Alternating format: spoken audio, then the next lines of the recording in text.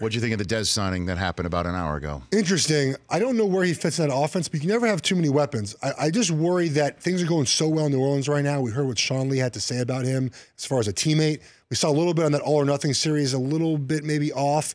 But I think there's not enough time for him to maybe have those bad habits in New Orleans. Well, I mean, if he is somebody that creates an issue there, then see you later, right? I mean, it's not like that they're married to him. It's not like that they are putting a ton of they didn't cough up a draft choice for him. No, I agree with all that. No, that all makes sense. But I think the signing here is good at this time of year. If it was in the week one, it might be different. But right now, you can never have too many weapons.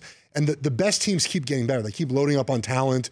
And then other teams just decide to do nothing at the trade deadline. I think Sean Payton is the perfect coach to deal with whatever might be needed to dealt with. Drew Brees is a GOAT.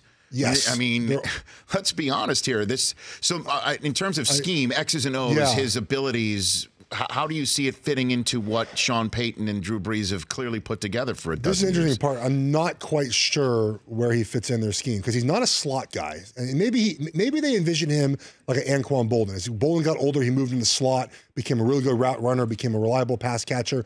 Maybe they view him like that. Dez Bryant, obviously, I think he accepts he won't be the number one guy, obviously, there anymore. Right. And so maybe he will accept a lesser role in that position. A good guy in the red zone, a big body in the red zone to have.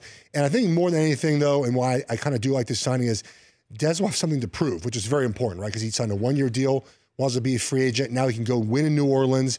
And when you win, people view you a little bit higher than if you're on a losing team. Certainly, since it's the first time, well, we're getting into this here with Geoff Schwartz, certainly it's the first time, maybe, in his playing life. Yes. Where he's not the go-to guy. Right. He's not the number one guy.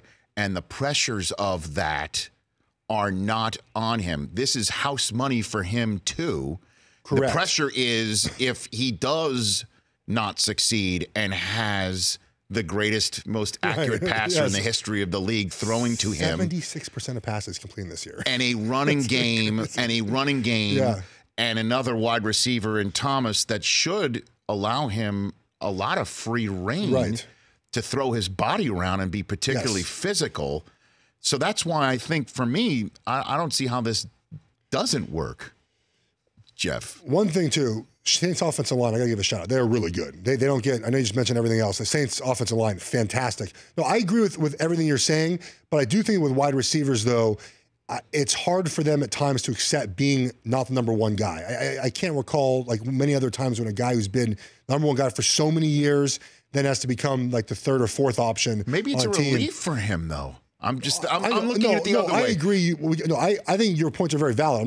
But I'm saying like I want to see it happen before we say it's going to happen.